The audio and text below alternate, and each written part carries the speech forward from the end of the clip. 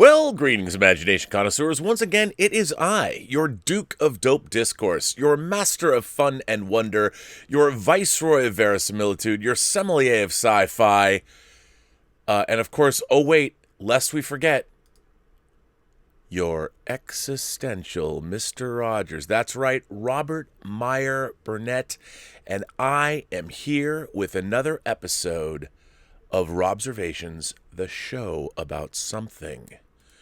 This is, of course, Robservations number 385, and I am robcasting to you, you members of this, the Post-Geek Singularity community, you imagination connoisseurs, you, the creme de la creme of anyone who knows anything at all about science fiction, fantasy, and horror. And that's why you're here. We're all together in this.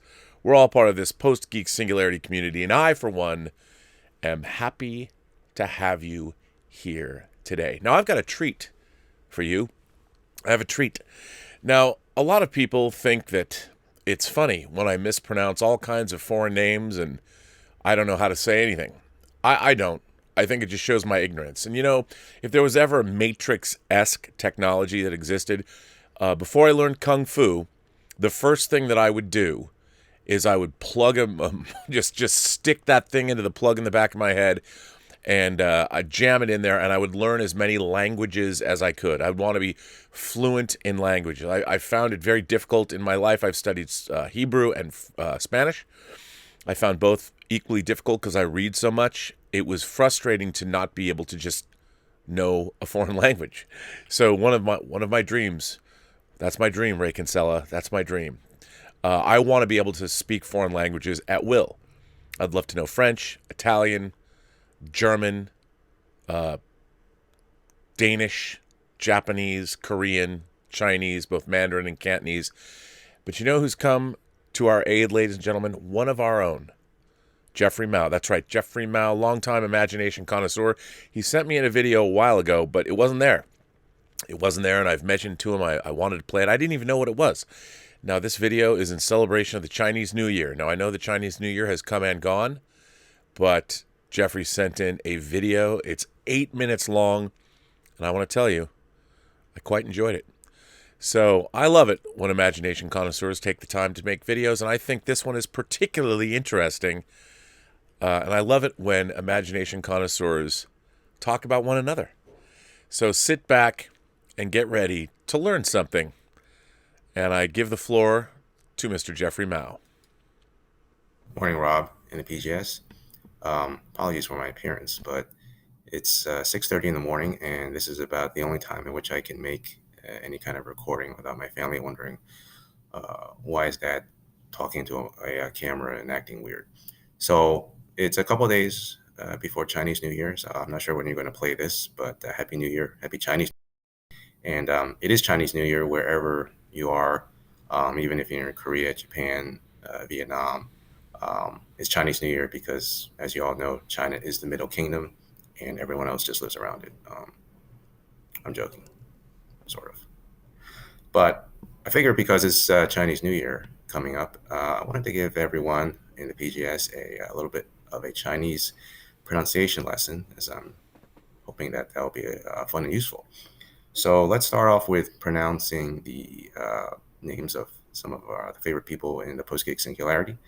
The first being our favorite microbiologist, Willow. So her last name is usually pronounced as Yang, which is pretty normal. It's the standard romanization. But her actual last name is pronounced Yang, and that's Yang, and that means sun, or it's part of the word for sun in Chinese. And so it's the same last name as the guy who's running for president, Andrew Yang, a lot of other people. Actually, interestingly enough, it is actually the same last name as Michelle Yeoh. Now, her last name is spelled Yeoh because she was born in Malaysia, and the dialect that they mainly speak in among Malaysian Chinese writes it as Yeoh, but it is actually Yang, and her name in Mandarin is Yang Zichong. So in Chinese circles, we refer to it as Yang Zichong. And in terms of other folks, we have our Brian. Last name is spelled NG, and that name is unfortunately, I feel sorry for people who have that name and are living in the West because it is such a hard name to pronounce. In fact, actually, NG, the last name NG is actually pronounced, and I'm not even sure I'm doing this correctly, but it's mm, mm.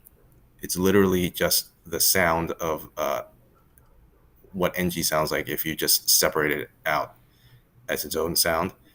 And it is actually a word in several Chinese dialects, Shanghainese, Cantonese, and a couple others. And in Cantonese, it actually is the same word for five in Mandarin, which is Wu. So interesting enough, our boy John Wu, his name is actually in Cantonese is actually the ng sound, but he writes it as Wu because it's just so much easier to use and speak in the non-Cantonese speaking world. Um, so in terms of my name, most people pronounce it as Mao. It is actually pronounced Mao, and it means hair in Chinese. So it's the same name as, for example, I think there's a Hong Kong actress named Teresa Mo. She starred in a couple of the Chow Yun-fat, John Woo movies. So the Mo sound is also Mao, like the guy who played Bruce Lee in Once Upon a Time in Hollywood, Mike Mo. That's the same last name as me. Speaking of Chow Yun-fat, so we have our boy Chow Yun-fat. Now, interestingly enough, he's one of the few Hong Kong Cantonese actors who writes his name with the surname first. So his last name in Mandarin is Chow, and in Mandarin, uh, it's pronounced Zhou. So we call him Zhou Ren Fa, Chow Young Fat.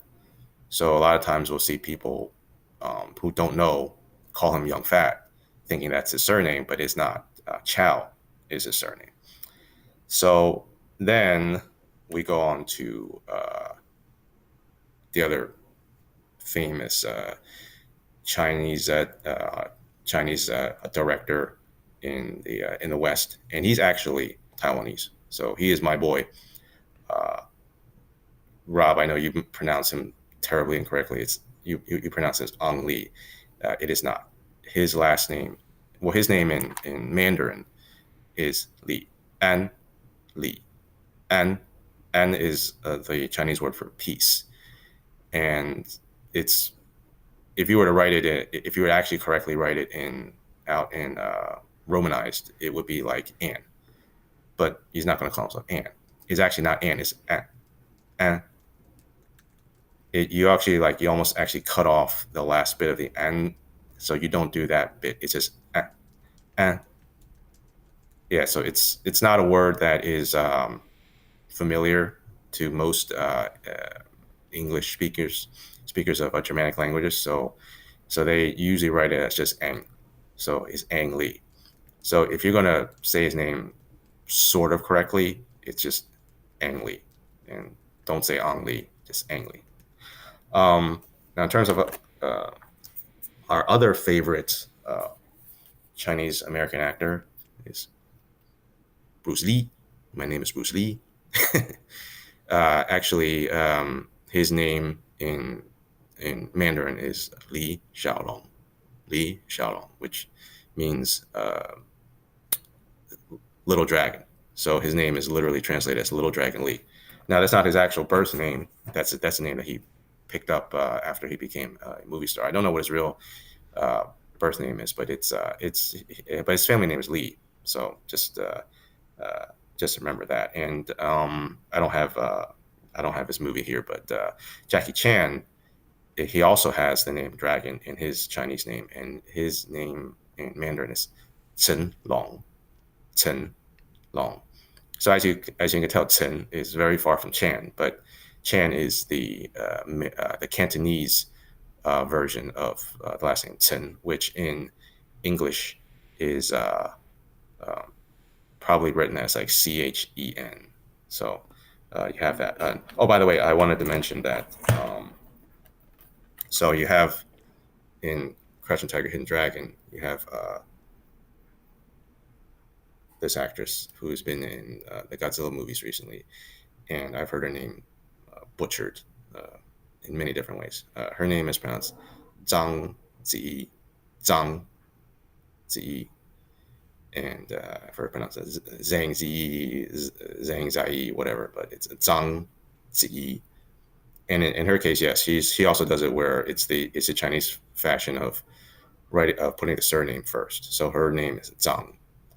And actually, just a little fun fact: if anyone watches the HGTV Test YouTube channel, our boy Vincent Teo is the host there, and his last name is like Michelle Yeoh's. His last name is probably from a Malaysian Chinese dialect, whatever they speak down there. I'm not going to try to pronounce it because it's like Hokkien or something like that. But anyway, so Teo is the same as Zhang, so it translates to Zhang in Mandarin. So so if you ever see his stuff, just remember he is Chinese, and his last name is the same as Zhang. It's also written sometimes as Chang in English. So just to let you guys know, that's what that is. So hope that helped. Hope that was interesting. We're running a little bit long, but yeah. So happy New Year, happy Chinese New Year, and talk to you guys soon. Zong Zi. You know what Zong Zi makes me do? Go zing. You know what I'm saying? First of all, I want to thank Jeffrey for sending that in. You know, it's really great to get videos from people, and I especially enjoy it when I learn something. I look, when it comes to Chinese names, I don't know if I'll ever get them right. But I've had a love of Chinese cinema and Chinese actors for a long time. I've told many people that I would love to be Asian and be like Tony Leung. And I mean that. So, but I really want to thank Jeffrey for taking the time to do that video, and I'm finally glad I got to play it.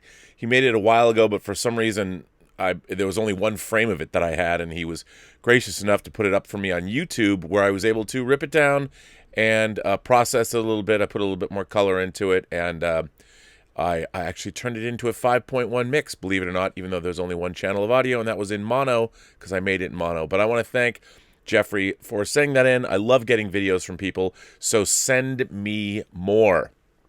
There's a lot of crazy news today, a lot of crazy stuff. CBS is bringing back the Sunday night movie, and they're going to start to put Paramount movies on Sunday nights because they're not going to have new programming to put on, so they're going to put on like Titanic and Raiders of the Lost Ark, and like I would never watch them on Saturday nights, especially with commercials, but it's kind of interesting that they're doing that. Now, I would be remiss, ladies and gentlemen, if I didn't mention that the second season finale of Manifest aired last night. And, you know, I talked about Manifest. I made it the subject of a Robservations chat, Manifest being a perfect example of what I would call the impossible premise. And for those who might have not been here for that one or who wonder what I mean by an impossible premise is, it is a premise that you cannot solve. It is impossible to answer the premise of your own show. Because if you answer the premise of your own show, you have no more show anymore. But also, there is no answer. The thing about the impossible premise is there's no answer to that question. And I think the impossible premise for me pretty much reared its head with Lost, because Lost poses a question from the very first episode: what is this island? And it never answers it. You know, you might think that, oh, it's purgatory, but it's really not, because they weren't always there. The island itself, like, what does it mean? And I always thought, my own theory about the island of Lost is that I always thought of it as God left a thumbprint on his creation. And that's what the island is. And when you come to the island is a crucible. And the people that go through that and they make it out, they've been through the wilderness, they made it through. If they make it through the crucible of the island, then they're supposed to go forth into the world and hopefully make humanity better. At least that's what I had in my own mind. That was my explanation for the island. And you didn't necessarily need to get into the idea of God himself or herself or itself or whatever. But I liked the idea, and maybe it wasn't God, maybe it was some kind of extreme extraterrestrial intelligence that created this, kind of like the alien entities or the alien intellect that was on display in 2001 that created the monolith, that in addition to leaving the monolith there as sort of a beacon, they also just made the island from Lost.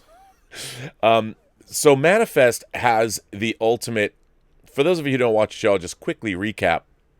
There was an airplane that was coming back from the Caribbean, and it went through some kind of a space-time warp, and it lands 5 years after it took off.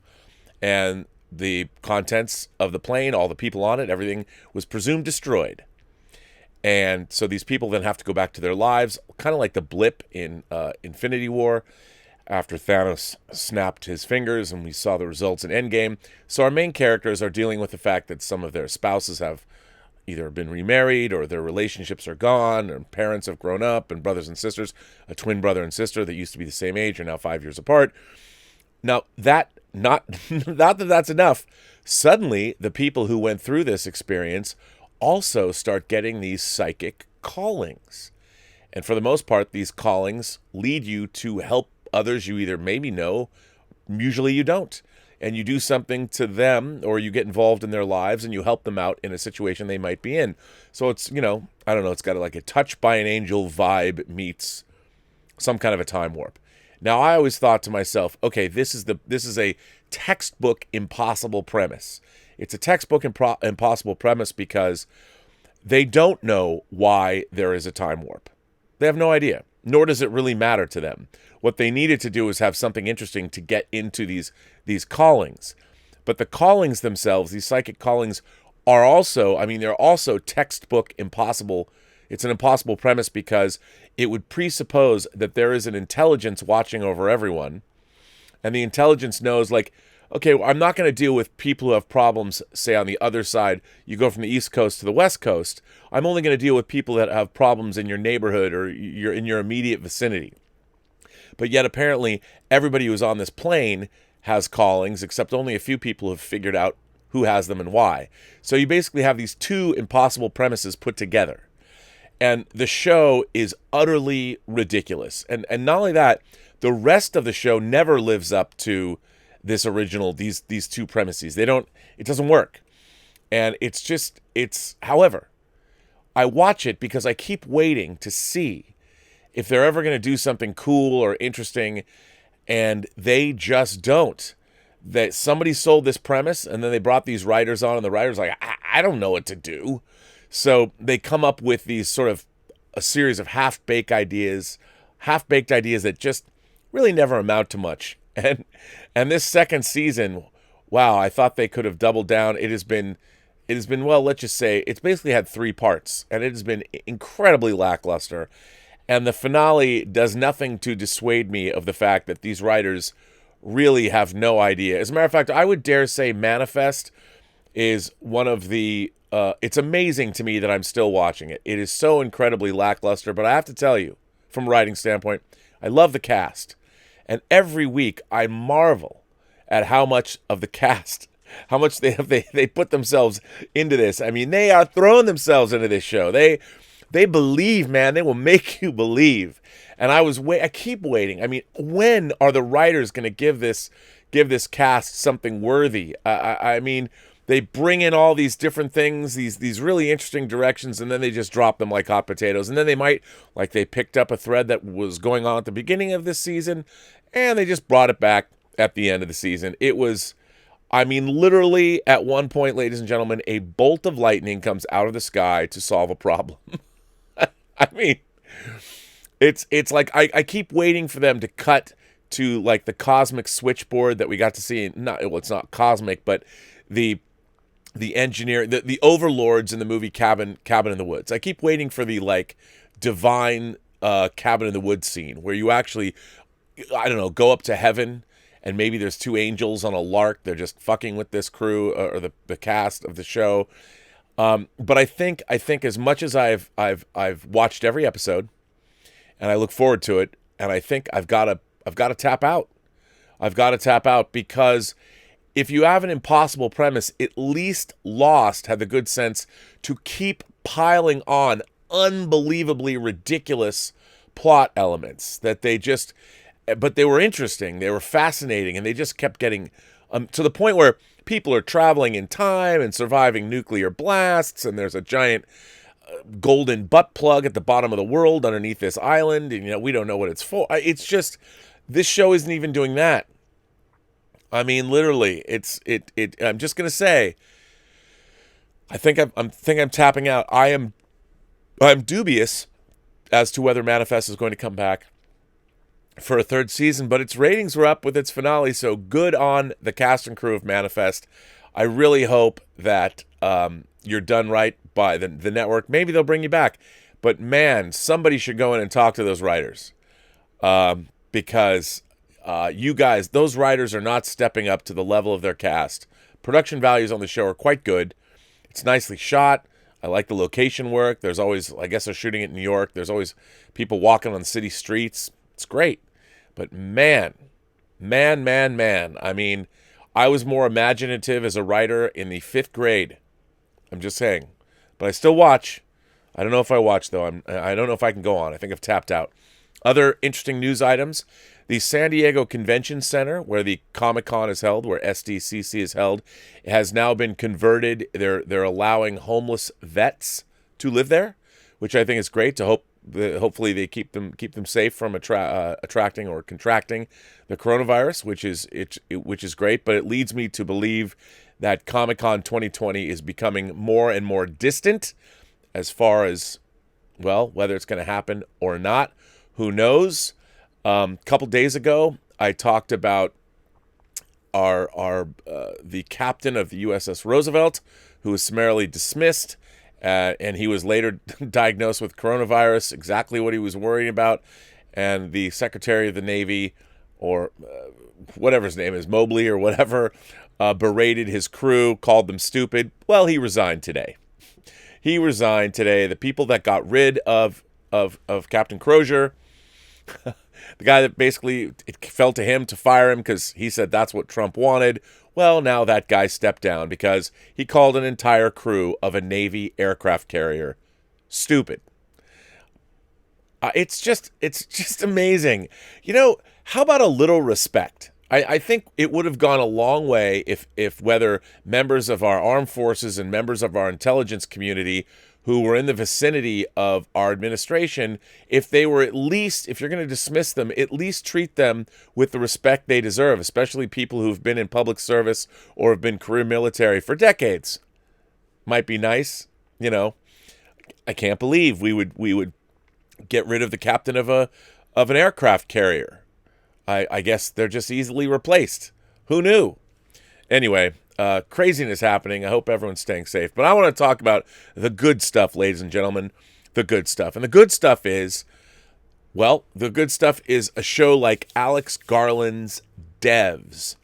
And for those of you who aren't watching DEVS is a science fiction show. It's an 8-episode limited series. I don't know if it's going to go to a season 2 or the show is ending. I don't know. But it's brought to you by Alex Garland, who wrote movies like Dread, and he also wrote and directed films like Ex Machina and the recent Annihilation, which is an adaptation of one of the books of Jeff Vandermeer, his Southern Reach trilogy. And he's been writing movies for a long time. He's worked with Danny Boyle. And DEVS is a show, well, like all great science fiction, it's about big ideas, but most importantly, how big ideas and technology always comes back to us. How does it relate back to us human beings today? And it has some very, very intriguing. I don't want to really get into what DEVS is and what they do, because it's all part of the unraveling of the mystery. But I can just tell you that it's a quiet show. While there's been some violence in it, it's a quiet show, but it is also a show that I find very compelling. And they do a lot of really interesting things and deal with big ideas without a lot of the histrionics that can go along with this kind of thing. So I wanted to read, there was an article in the Hollywood Reporter that I missed that's an interview with Alex Garland. And the show's on FX, but you can watch it on Hulu. And I won't get into I won't get in. I'm just going to read the interview portion of the article because I think it's really interesting, and I wanted to read it. So this is an article in the Hollywood Reporter that was published on April 2nd, and it was by Josh Weigler. He wrote this, and he did this interview. So I figured I wanted to share it with you because I am a big fan of DEVS. Within the world of DEVS, the titular DEVS program is top secret in nature. The premise of the series was similarly shrouded in secrecy prior to the premiere. How would you pitch the show for someone sight unseen? Garland says, it's a thriller that attempts to deal explicitly with some elements of technology, some elements of science, and some philosophical issues that are thrown up from that. It might sound dry and cold, but actually these are the things we have to encounter and deal with in our day-to-day life, and these sorts of philosophical problems are not really distant and cold. They're actually quite superheated. They're to do with love, they're to do with loss, they're to do with how we cope with that and how we process it. It's about guilt, where guilt is located, and the way in which guilt can be distorting prism of the world, and how we seek to release ourselves from it. At the end of DEVS, really what it is a set of love stories between many different people. And some of it is romantic love, some of it is the love that we can have for friends and colleagues. And in the end, all of that science and all of that philosophy just folds into something as simple as that. Having written in prose and worked in film, what made television the right vehicle to tell the story? I'd been working in film for a long time by the time I started working on this, and I was very used to the extreme economies of film. Not so much financial economies, although that is a factor, but screen time. How much time you spend with characters, how much you can explore the number of different angles on a theme that you can present. Predating the period of time I worked in film, I'd worked briefly as a novelist, and I knew that there were things in long-form narrative that you could get that you couldn't quite compress into a movie. I didn't see any way that this story could possibly be told as a single 2-hour movie. It felt like the right story for the medium, and I'd been looking for the right story which would allow me to work in television. This just felt like everything coming together. The series is anchored by Nick Offerman as Forrest, the Emmy founder dealing with grief and pushing ahead on the DEVS project, as well as Sonia Mizuno as Lily, the engineer trying to solve the mystery of her boyfriend's death, sinking deeper into Forrest's plot. Can you talk about working with these two actors, Offerman for the first time and Mizuno as someone you've been worked with previously on both Ex Machina and Annihilation? I think in some ways Nick and Sonia have something particular in common, which is that they're immediately appear to be, and then that is subverted by something in their character and in their personality. And that also means in their acting. In the case of Nick, it's that he's a genuinely warm, big-hearted, good-natured man, and there's something very soulful about him that could almost feel like melancholy, sitting completely alongside the genial side, the genial aspect. That made him very right for Forrest, and I guess that would be Nick. In the case of Sonia, she has something else, which is that she presents a certain way to the world, but there's something unexpected about her. The thing I noticed about Sonia, and the thing that felt exactly right where Lily was concerned, is that an actor there doesn't seem to be any part of her, that she's trying to be solicitous to the audience. Very often, actors are involved in a kind of seduction of the audience via the camera lens, and that can be rooted in all sorts of things. It would be rooted in something as simple as just the desire to be liked or the desire to be admired, and Sonia just doesn't seem interested in that. So what you get is a very different energy than you might otherwise have in a leading actor. The strangeness of that energy made her particularly suitable for Lily, particularly if you see where Lily ends up in terms of what is odd about her and what is different about her. You describe DEVS as a love story, and many people who don't know your work and only read these words will be surprised at how deeply unsettling the series often becomes, such as at the end of episode 2. There's so much tension built into DEVS. What were you aiming for tonally, and how did you want to advance your own relationship with building cinematic tension? One of the things I aim for is actually to do with the relationship between story and viewer. And part of the training I'd had previously allowed me to push that quite far, I think, in this particular series, in as much as it has an enormous amount of space in the audience and the viewer's willingness to step forward into the narrative, as opposed to just having it fed to them. Personally, I think that the tension that you describe is probably substantially 50-50 provided by you, actually, in terms of your willingness to access the story. I think if you're going to sit back, then I think the story might feel quite cold and empty, but if you step into it, then suddenly it will get stranger and richer and a good deal more tense. On some level, drama is often about tension. It's about tension between characters, and it's about tension about their predicament, and the fierceness of that tension being the thing that makes us inspect ourselves on its most simple level. In DEVS, it's to do with discovering the strange parallels in the lives of these characters that you as the viewer might have yourselves, and some of the strange thoughts that are presented in the narrative that might lead one to question stuff. What made you want to explore the big picture ideas of DEVS? The tension between free will and determinism, which, by the way, the last episode really gets into, and it was very, very interesting. Partly because I feel like it's relevant. It's not just a sort of airy philosophical concept. If determinism is true, then one has to look at the world in quite a different way, and it would actually change the way we live. The example I tend to suggest when thinking about those things is the way we deal with crime and punishment, which centrally has at its heart an idea of free will, because we are being punished when we commit a crime for having done something wrong, for having decided to do something wrong. If you have a 16-year-old mugger who sticks someone up with a knife, if you end the narrative at that point, then you say the 16-year-old did something dangerous, did something wrong, and now we're going to punish them for having done something wrong, or we're going to put them in prison. That is a natural sequence of events and sequence of thoughts. If, however, you say no, this young person may not have had free will because, for example, maybe both their parents were drug addicts and they were addicted by the time they were 12, and they grew up in a very ethically impoverished background, and also maybe a financially impoverished background, and suddenly the behavior of a 16-year-old is much grayer in terms of decisions they've made, and you might quickly start to feel they didn't make many decisions at all. Under those circumstances, you'd be much better off rehabilitating the 16-year-old rather than punishing them. To me, that's a very reasonable argument. It's certainly reasonable enough to deserve debate. So it seems like a dry philosophical argument has a benefit, because it could lead you to a position where, having rehabilitated someone, then they go on a different path and stop committing the same crime. It's a very blunt argument I'm making, but it could also deal with smaller interactions one has in the world, feeling hurt by the actions of a friend or one's partner or whatever it happens to be. It seems to me like an interesting and valid process. It looks initially as if losing free will means that morality disappears along with it.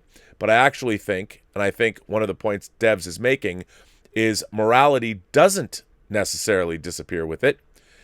In fact, the rehabilitation would be a moral decision. And that's what I want to read, that section. I'll put this into the live chat so you can read the rest of that article for yourself if you would like to.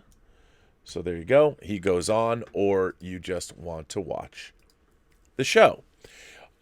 Determinism and free will, I found this all very compelling, and the show, as it unfurls, really starts to delve into that, and I was very excited by where it's going.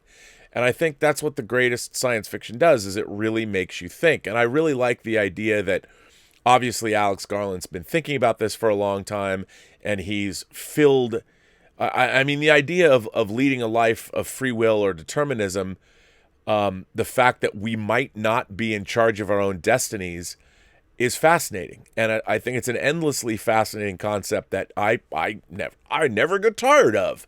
So when I realized that that's where the show is going, where the show is heading, it's been drawing me in. Now, there's a lot of people that probably won't find this show nearly as compelling as I do because, not because they can't, but I think I've always loved books or stories that get into these kinds of things, into these sort of philosophical constructs or real life constructs, however the case may be, but present these ideas. That's why I like Star Trek The Next Generation episodes like Measure of a Man, or Star Trek episodes like A Private Little War, where Kirk has to decide whether he's going to arm arm the hill people the same way the Klingons are arming the villagers. Do you condemn a society to this kind of brinksmanship, or do you allow one side who's getting armed when they shouldn't have it overrun the other? And what does that mean? And what is your responsibility? And how do you deal with those things? And I feel that DEVS is spending its time really getting into all of these questions, and it doesn't meander around. It doesn't start and stop and add characters and seem to be about a new thing every 15 minutes. And I really appreciate that. it's something that I can really sink my teeth into. And I find that to be true of my favorite science fiction novels, my favorite science fiction stories. I mean, it asks central questions, and then it delves into those questions from many different angles. And I find that interesting, and I think science fiction is great for that. And I really like this show. I think it has a mood, and it casts a spell that I really, really enjoy. And I wholeheartedly recommend that anybody who is a fan of science fiction delves into this show, because it is thoughtful. Then again, I haven't seen the last episodes. There's 2 left, or wait, there's 7 and 8. There's been 6 episodes, so there's 2 left. And I'm kind of sad, because it seems to me it's just getting cranked up. I don't know where it's going to go. I would imagine that episode 7 is pretty revelatory, because episode 6 ends on a fairly, I don't know what I would call it without giving it away, but apocalyptic maybe? Maybe not. Maybe the program, who knows? We'll see what happens. And I'm really looking forward to it. It's only 2 days away. And so I would recommend, now that we have things like Tales from the Loop, and people have been writing me about Tales from the Loop since I did a show on it, and they've been saying like, well, you know, Rob, it's pretty slow. And it's funny, because I didn't find it to be slow. Like, somebody compared it to Tarkovsky, and I was like, certainly not that. I don't find it to be slow, but then again, you know, I could sit down and I could watch like Tarkovsky. I think in the opening of The Sacrifice, what is there, like a 10 or 13 minute single shot? But it's not like it's a shot from Absolute Beginners or Goodfellas. It's just a very quiet. You don't really even know that it's certainly not showy. But anyway, I don't mind that kind of thing, because I concentrate on the cinema of it all. But I highly recommend DEVS, just like I highly recommend Tales from the Loop. So check it out. Tell me what you think. It's good stuff. Before I jump into letters, I got letters, man. I got some letters. I got like 2 letters from King Waspinator, which kind of count as one. And I have a letter from Willow Yang, which, how can you not love it when Willow writes a letter? Because, you know, I think all days are better with a letter from Willow Yang. At least that's what I like to say. BL Alley, writer BL Alley is here. Sends in a tip and says, Rob, to clarify, that firefighter movie by Joseph Kosinski is titled Only the Brave. Yes. It's about the 19 members of the Granite Mountain Hotshots who were killed on June 30th, 2013. Andrew Ashcroft was a friend and former electrical apprentice of mine. Oh, well, I'm sorry to hear that, BL. Yes, I forgot the name of that movie, but Joseph Kosinski did it was a passion project of his, and as BL rightly points out, there was a group of firefighters that were killed on June 30th, 2013, as you pointed out, and Joseph Kosinski, who made Oblivion and Tron Legacy, and who's now directed Top Gun Maverick, directed the film. And it was a movie that I only heard good things about. I haven't seen it. But everybody that I know that's seen it really loved it. So I think that's great. So yeah, Willow sends in a tip and says, what did you think of the Authority comics? I was turned on to them when Schnepp once discussed them on Collider. I'll be honest, my initial interest was seeing Batman and Superman get it on. But I really liked a number of the story arcs. Well, I'll tell you.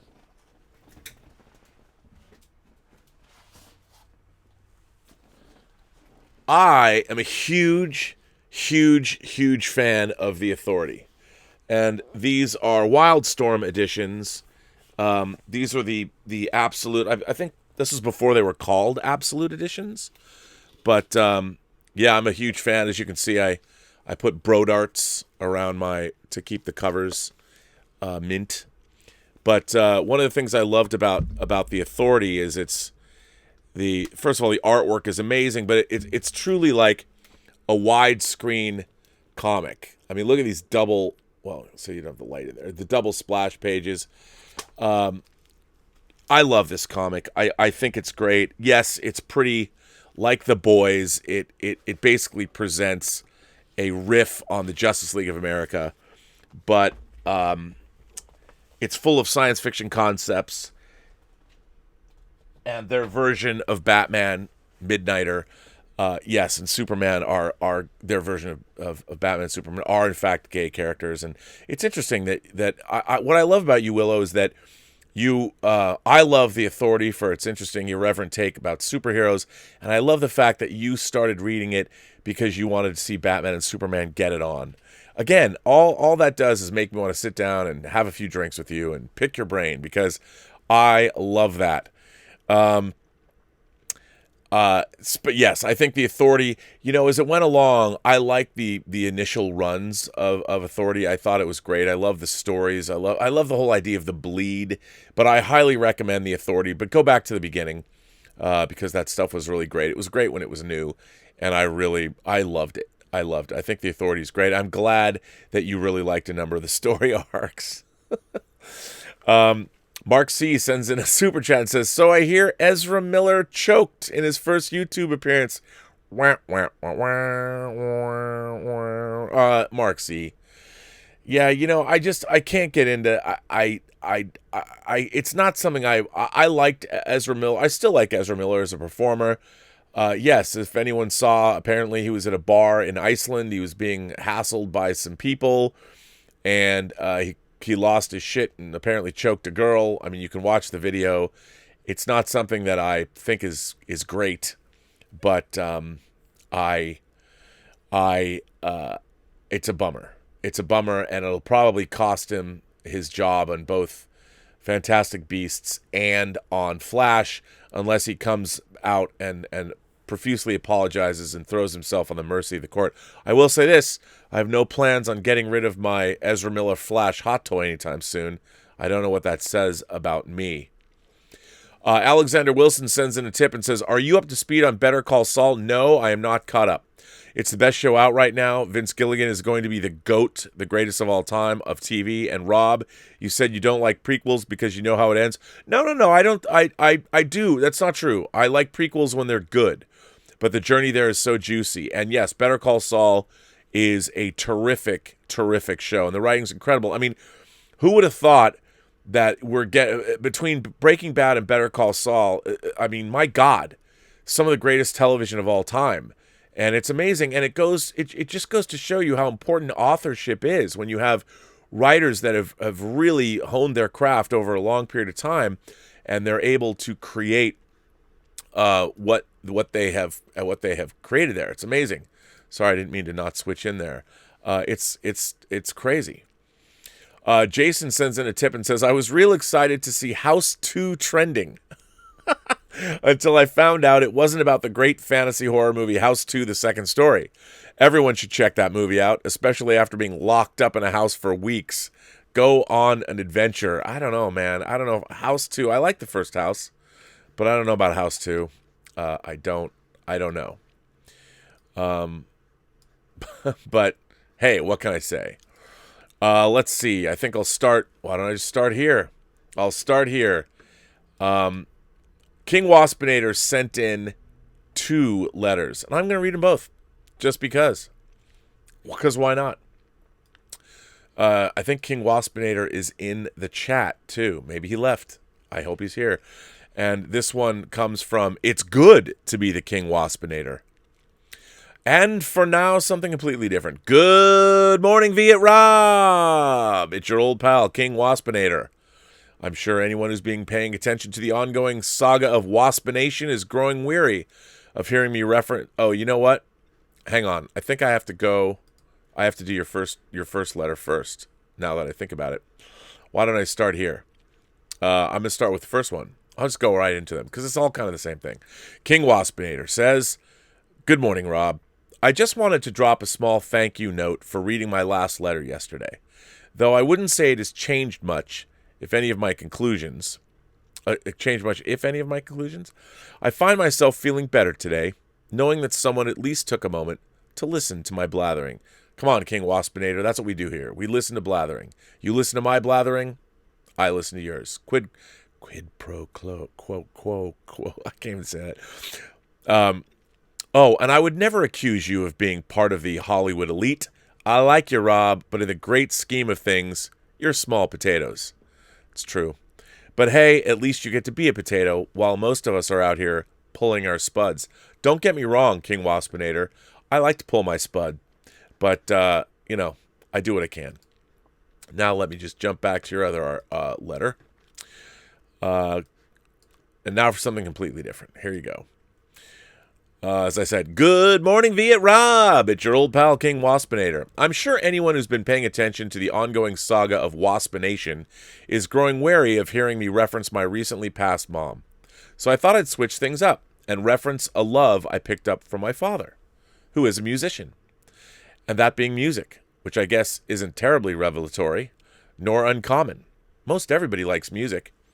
Which is why I wanted to share with you and your audience my thoughts on an artist who has swiftly risen to the top of my personal charts over the last few years, Matt Berry. Matt Berry is a British actor and a musician whom you may recognize from the cult BBC comedies such as Garth Marenghi's Dark Place, The It Crowd, and Snuffbox, as well as having a starring role in the What We Do in the Shadows TV series adaptation of the Taika Waititi film by the same name. Yet, while arguably he is best known for his roles on ye olde television, Matt Berry's topmost talent is his musical skills, and I cannot stress enough how excellent his albums are. For starters, they really capture that English 70s acid rock sound with significant overlap with pagan folk music. Man, count me in. It's swanky, romantic, and at times rather humorous, with lyrics that capture the wistfulness of being middle-aged and single. And I want to say a few words about what I consider to be his best albums. Note, I can't speak to how available these albums are on all platforms, but I do know all of the following albums can be found on Amazon Digital Music. Okay, perhaps the best place to start for Star Trek and sci-fi fans would be the album The Small Hours, in large part because it features a track titled Beam Me Up, which has a catchy chorus about needing someone to beam me up because I made a mess of it, all gone wrong, so I guess it's time to quit. Other tracks of note on this album include The Peach and the Melon, Gone for Good, and Obsessed and So Obscure. Next, I want to talk about Matt Berry's album Kill the Wolf. Thick with folksy influence, songs such as Solstice, Gather Up, and Farewell Summer Sun make it an excellent choice for brisk autumn nights, and even makes for oddly low-key holiday season music, but the standout track on the Kill the Wolf would have to be October Sun, because a black cloud hangs above the bay like a bad dream that never goes away. Before I finish off with my pick for the best of all of Matt Berry's albums, I would be remiss if I neglected to recommend Witch Hazel, an album that best balances both the sounds of acid jazz and pagan folk, as well as featuring a cameo by one Sir Paul McCartney. Only a fool would overlook songs on Witch Hazel such as Take My Hand, Woman, and the extremely trippy The Pheasant, though in my opinion the go-to song from this album would have to be So Low. I got heaven above me, I've got plenty of money, I have people who know me, I got no one to love me. But the cream of the crop would be Opium, the album, not the narcotic, but to each their own. Who am I to judge? The whole album reads like a story with an amazing intro track that perfectly sets the stage and features not just one, but two variations of Max Berry's theme to Snuffbox, which was featured heavily in the BBC series Snuffbox, as well as in Carl Urban's version of Dread. I have a feeling, Rob, that you in particular would enjoy the living truck out of Opium, assuming you are not already on the Berry bandwagon. Of course, I am not on the Berry bandwagon, but now I'll have to look into that. And all of you imagination carnivores likewise should heed the words of the Waspinator the Wise and experience some grade A+ music that has unfortunately flown under too many people's radar, especially on this side of the pond. Until next time, stay waspinated. Well, Waspinator, there you go. So everybody look into that. Look into Matt Berry. That's Matt and Berry spelled Berry. Sounds good to me. And get his album Opium. I'm down. I am down. This next one comes from Danny Chadwick. Rob, when you first mentioned that you'd never seen Sound of Music, I was somewhat surprised that a man as versed in cinema as you had never seen such a classic film. But I totally understood because I also have gaps in my viewing history. The most conspicuous omission for me is Jaws. I don't have any good reason for never having seen the film before 2012. I know it's an iconic film that forms what we know today as the summer blockbuster and should be required watching for any aspiring filmmaker such as myself. It wasn't something I avoided, and apathy is too strong a term about my feelings to it prior to 2012. I had just never seen the movie. My reasons for not seeing it post-2012 are admittedly bad, and I may embarrass myself telling you this story, but I do think you'll find it interesting, even if you may think less of me after reading this. As I mentioned in my previous letter, Utah has an active independent filmmaking community. There's a lot of small projects being made, and it's a tight-knit group of aspiring actors, directors, writers, and editors, most of whom do not make their living at the craft. One of the biggest filmmakers around these parts, until he moved away last year, is a director named Richard Dutcher. He's directed 8 feature films and is known as the father of Mormon cinema, for his films God's Army, Brigham City, and States of Grace, which all deal heavily in Mormon themes. In 2012, Richard offered members of the community a masterclass in film production, where he would teach us how to make an independent film by making a feature-length independent film. Over the course of the year, he walked us through the whole process, from raising money to creating contracts to putting a crew together, getting locations, and all the other minutiae that, while not glamorous, is necessary to get a feature film made. Absolutely. The film was called The Boys at the Bar, and the production company we created was called Project 23, after the 23 filmmakers that had signed up for the class. We raised $150,000 to get the film through principal photography with the intention to crowdfund the monies necessary for post. One of the major personal resources Richard brought to bear for the film was the director of photography, Bill Butler, who he'd worked with on a previous project and was a personal friend. I probably don't need to tell you who he is, but for the sake of anyone who may not know, he's the cinematographer for many classic films, such as One Flew Over the Cuckoo's Nest, Grease, Rockies 2, 3, and 4, and of course, Jaws. A Hollywood legend, to say the least. Part of the class was that each member would take on a specific role throughout the production of the film, and mine was second assistant director. However, since we had limited time, money, and crew, several of us wore different hats and did odds and ends that needed to be done to get the film in the can. On the second and third day of production, I was tasked with picking up Mr. Butler from the hotel and bring him to the set. When he got in the car, he asked if we could go get Panda Express before heading to the set. I happily agreed. Dinner with a cinematic titan, what could go wrong? As it turns out, a lot. I don't live in Salt Lake City, so I didn't know exactly where the nearest Panda Express was, but I had a notion that there was one nearby in an outdoor mall downtown. So we went there, and unfortunately, I picked a bit too far away from the restaurant, and him being a 91-year-old man at the time, didn't appreciate that we had to walk as far as we did, although he didn't seem to have much trouble staying up all night for a week straight filming the movie. To complicate matters further, I couldn't immediately locate the Panda Express in the mall. He got exasperated and settled for the restaurant we were closest to at the time. Now, I should note that due to his celebrity nature on set, everyone was kissing his ass constantly in a way I found to be unprofessional.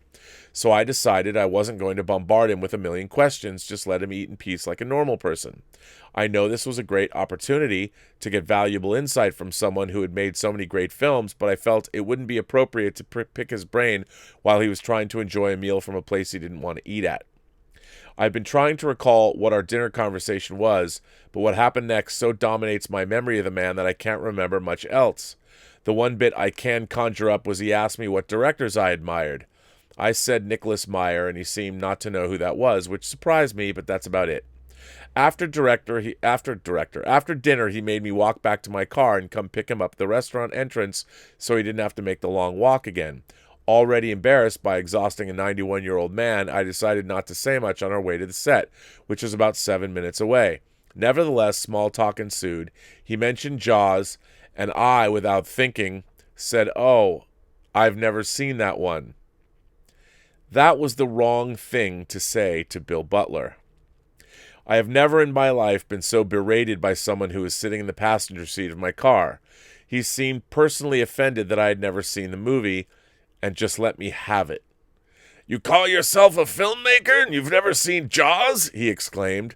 "That movie made hundreds of millions of dollars. You said you were a writer. Don't you think you could learn something from it?" I tried to defend myself at first by saying something like, "Oh, I guess I never got around to it," which enraged him even further. "That movie is on AMC every weekend. You have to purposefully have avoided it to have not seen it by now." For the remainder of the 7-minute drive, I said nothing. I just sat there, navigated traffic, and endured the very harsh and intense tongue lashing he rained down upon me. sweat beating down the back of my neck the whole way. When we finally arrived at the set, he stormed out of my car and slammed the door.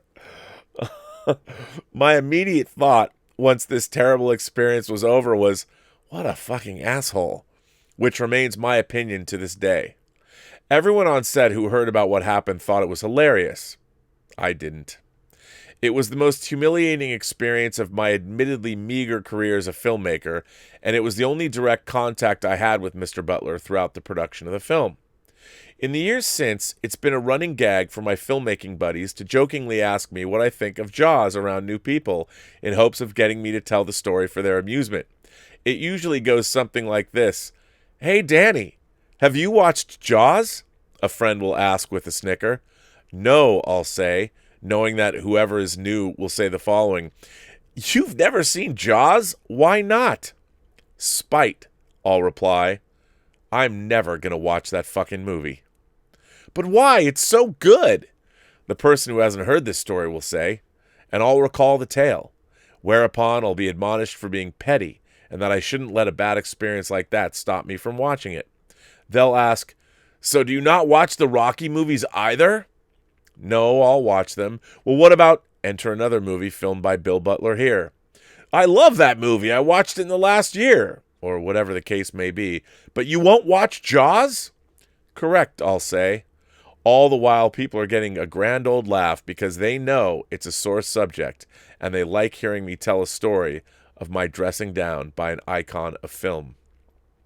But when the jokes subside, I'm told in all seriousness that it's a must-watch film, and my life is diminished without having ever seen it.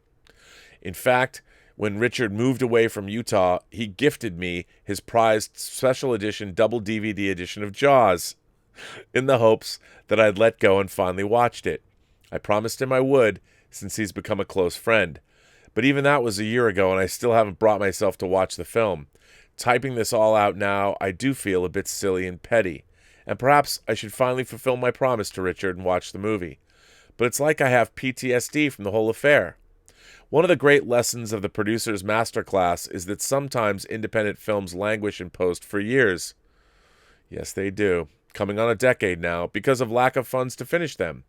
We've been perpetually about $15,000 short, and when we think we have everything sorted out, something else comes up, and the money always seems to be $15K shy. When Richard moved away, along with his copy of Jaws, he gave me a backup hard drive of all the footage from the movie for me to keep safe in the event his drive goes down. It's sitting on my bookshelf right now, and as far as I know, it's the final film Bill Butler was ever the cinematographer for. Ironic, isn't it? I have the last work of a film legend in my bedroom, not too far from a DVD copy of his greatest work that I refuse to watch out of spite. I really should just let that go and watch Jaws. Hope that was interesting. Stay healthy, Danny Chadwick. Danny, kudos to you, sir, because what a great story. And first of all, hello. Why aren't you turning that story into a short film? There is your award-winning festival short right there. I mean, you don't have to necessarily make it Bill Butler, although you could, but, make up your own fictionalized vision of the movie. I mean, you started out going to that group of the 23 filmmakers, and I mean, that is a story that is so relatable to almost anyone. That is a terrific story. And by the way, very evocatively written. It was very fun to read. And I think this is a tremendous story. I think what you need to do is don't watch your DVD of Jaws because there's a 4K that's been announced that's coming out. So wait. Jaws is a spectacularly beautifully filmed movie. It's amazing. As a matter of fact, it has one of my favorite camera shots in any movie ever. And I don't want to ruin it for you, but basically it's a camera panning up out a window into, it's just everyone who's watched Jaws knows the shot. But what a great story.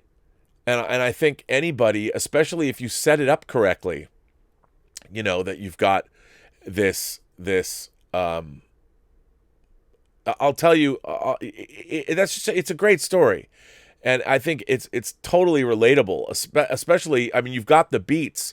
You set it up that there's this legend coming to shoot this movie, or it's maybe even not even a movie. He's a legend in something, and you're his custodian. You're supposed to take care of him and clean up after him, whatever he needs, and you end up not knowing where the restaurant is, and he has to walk a long way, and he becomes cantankerous, and you want to talk to. That's great.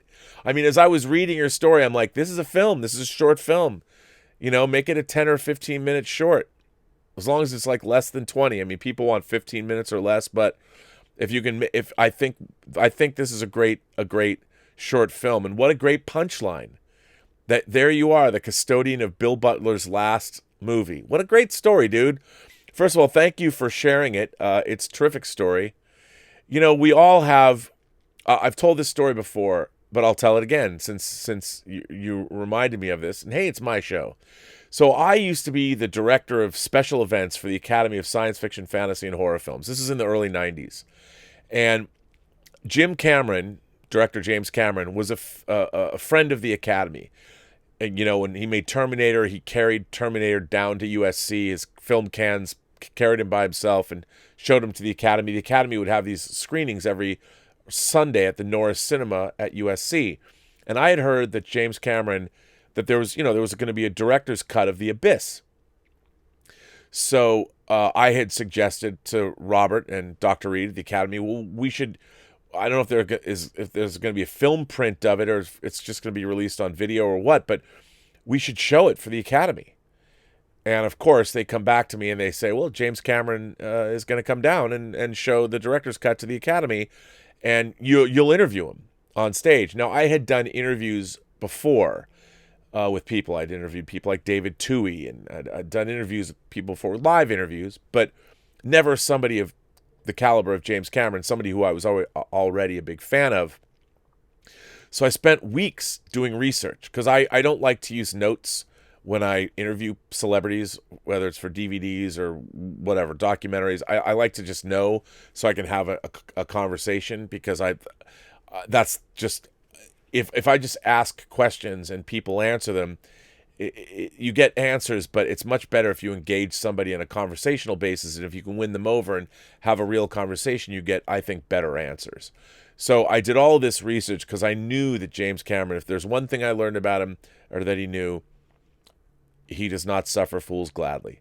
So the Norris Cinema was packed. 500 people. People were sitting in the aisles. It was a packed screening at USC. And there I was. I walk out on stage, and I was nervous.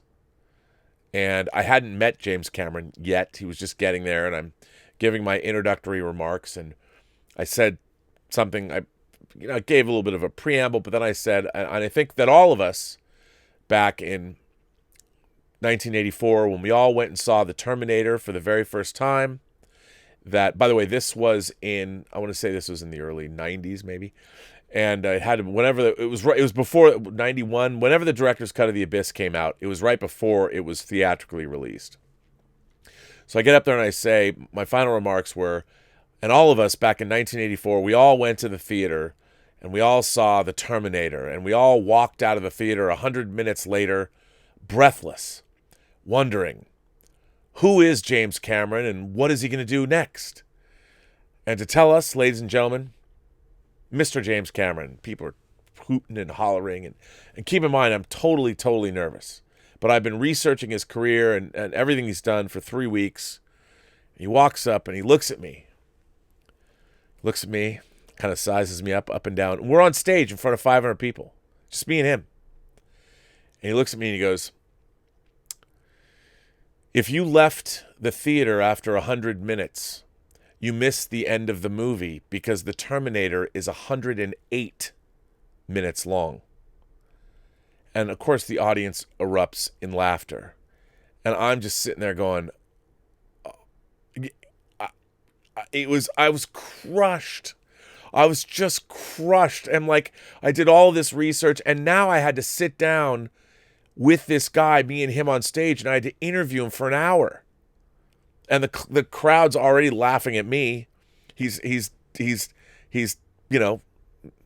I'm like, okay. So it was brutal. I mean, it was so brutal. It was so brutal. And so we sit down, and so I start doing the interview. I collected myself. I mean, these are the men. These are the times that try men's hearts, or whatever the saying is. And I was like, oh man. But I had done my research, and we had a great conversation, and I really got him to open up. And at the end of the interview, before the movie started, and we're getting all off stage, he offered me his hand. And I shook his hand, and he said to me, he said, I really appreciate how prepared you were for this interview. And I was like, yes, yes. And I kind of think it was a test. You know, he was testing me. But, you know, for that time, publicly, I was in a room full of people that knew me and a room full of people that didn't, but a room full of people that knew James Cameron, and he made a joke at my expense, and it was crushing. It was soul crushing. I'm not saying that's the same experience that you had with Bill Butler, but I understand when you end up, you know, perhaps coming out on the wrong side of a legend. And it's rough, man. It is rough. But what a great letter, man. This is I love this letter. It is a fantastic letter. I thank you very much for sharing it. And I do think, sir, that you should, there's your short film. You know, put this story, put it in. I think it's great. Speaking of other writers, B.L. Alley is written in. B.L. Alley says, for whining about movies, I recommend Planet of Burr, the 1962 Soviet science fiction film written by Alexander Kazantsev, based on his novel, directed by Pavel. You know what? Klushnev. I was married to a Ukrainian. I can't. You know what? I've never seen that movie, but I'm sort of. There's a lot of Russian and Eastern Bloc science fiction films that I've been trying to get, and they're hard to get. And I would love this goes right to the top.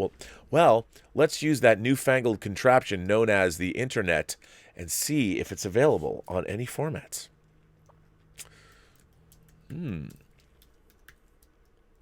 Video. Ooh, there's a trailer for it. Planet of Storms. Oh, now I know what movie this is. I've never seen this film.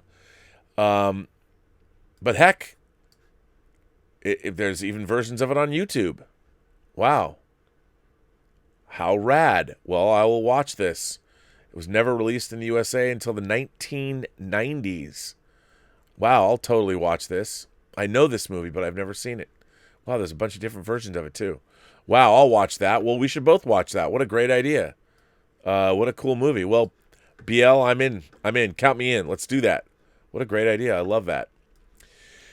This next letter comes from T. Kane.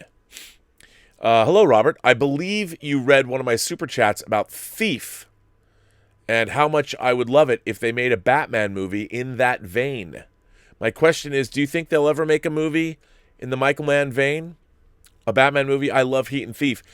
You know, I think if they will, it's going to be probably the closest you'll see is Robert Pattinson's Batman. And now I think I said on the John Campea show a couple weeks ago, we've been sharing movies that we like that you can watch in quarantine.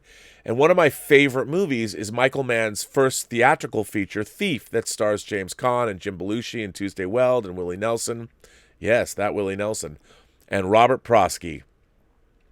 And I'm a huge fan of Thief. And one of the things about it is it's about a safe cracker and how he gets mixed up with the Chicago mob and what happens to him and his life. It's really a great character study. And yet, it's a ferocious example of 80s filmmaking. The opening 10 minutes is literally almost dialogue free, although you hear crackles of radios and things like that. But it shows how James Caan cracks a very formidable safe. And it is Tangerine Dream's score. That particular piece of music is amazing, although someone told me that it was nominated for a Razzie. Their score, unbelievable. It's one of my favorite film scores of all time. I love Thief, and it's really authentic. It really feels authentic. They had real criminals and real cops playing roles in the film. and I love Thief, and so T. Kane is wondering, could they make a Batman film with that kind of authenticity? I've always wanted that, whether it's Batman or whether it's Daredevil in particular. I go down to Hell's Kitchen. Doesn't look like it looked like in the 70s, but I love that on the ground, just gritty. That's one of the things I love about Heat, and Thief and Heat, the authenticity. But Michael Mann brings an authenticity, but also supreme stylization, like at the same time. Like Manhunter, while it is authentic about how profilers and things worked, and profiling was a very new science. It's funny when Thomas Harris was writing Red Dragon, FBI profiling was new. We were just a few years out from what is shown in Mindhunter, the development of that division of the FBI. So profiling was very, very new. And I think even though Manhunter is a supremely stylized 80s movie, it still brought an authenticity to the way Will Graham worked. But Thief, my God, Thief is one of the most authentic feeling crime thrillers you'll ever see. Even the way James Caan holds a gun seems very authentic. And I would love to see a superhero movie done that way. I don't know if bleeding out the fantastical so much would be a good thing, but it looks like with this Pattinson Batman movie, maybe they're going for that kind of a vibe. I would love it if they did. I think that would be awesome. I don't know if they will or if they have, but yeah. This next letter comes from Christopher McCulloch. Mr. Burnett, Saint Simeon Stylites was a 5th century Greek ascetic who, in his efforts to remove himself from the material world, literally relocated himself closer to the firmament, living atop an old Roman pillar among ruins in the Syrian desert. So he lived alone in the desert, left to ruminate on the canon of early Christian philosophy, with only the occasional visitor interested in discussing the same.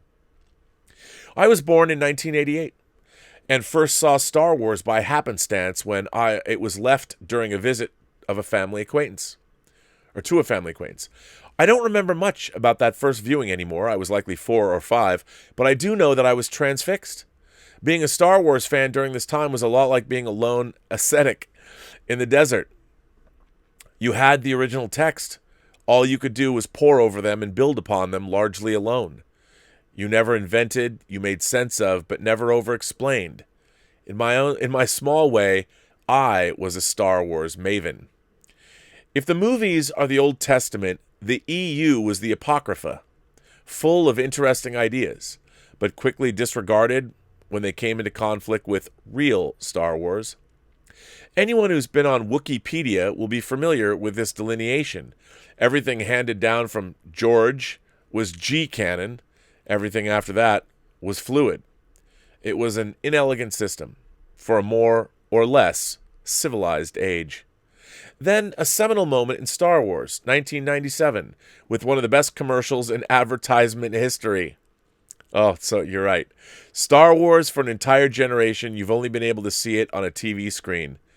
You'd better believe it was great seeing it on the big screen. The special effects added were interesting too, after all. I could watch the real movies at home without breaking the law to do so either. The magnitude of what this presaged wasn't fully apparent. Canon treated the special edition material much like it did most EU canon. No one could say Han didn't shoot first if everyone had a tape of him doing so at home. That was before the dark times, before the prequels. I remember leaving the theater, and I had dragged my parents and my best friend to, and being silent. I felt like I had let them down. But that ending lightsaber fight was pretty great, and a pattern was started. Forget the story, look at them fight. Canon wouldn't have as easy a time. What do you do when God contradicts himself? It's a quandary Star Wars is still reckoning with. One I think is central to why the sequels have had such a tough time feeling apart. When the prequels failed to tell a coherent story, I was able to go back to the original movies. When those too were taken, I could still turn to such things as Knights of the Old Republic and the Dark Horse comics to find Star Wars stories. I never pretended they were canon, and I enjoyed them all the more for it. But now Star Wars has a new problem: legitimacy. Criticism of the new movies takes many forms, but they all sound similar to this. They're written by fans. They're fan fiction. What I hear is this: they're part of the EU. Disney paid billions for something you can't really buy. Legitimacy. If the prequels created a schism within the canon, we have had Old Testament fans, New Testament fans, and now what? Quranic fans? They all claim the same deity, but the ethos of each trilogy is incompatible with the other, creating a kind of sectarian landscape you see today, and being mimicked in all corners of fandom. I'd never want to go back to the fan landscape of my youth. Incubating in the desert was a great exercise for my critical abilities, but more voices is always better. Even so, I don't see a way forward for the canon as a whole as time winnows away my type and the half-life of mediocre material chips away at the pop culture inertia of the others. How does one gain legitimacy with a fractured fandom? Does the fandom even want it anymore? Or do they just want to retreat to their respective corners and have smaller stories written for their side? I don't know anymore. Christopher, writing atop a pillar. Wow, you guys are crushing it today. Crushing it today. What a great letter.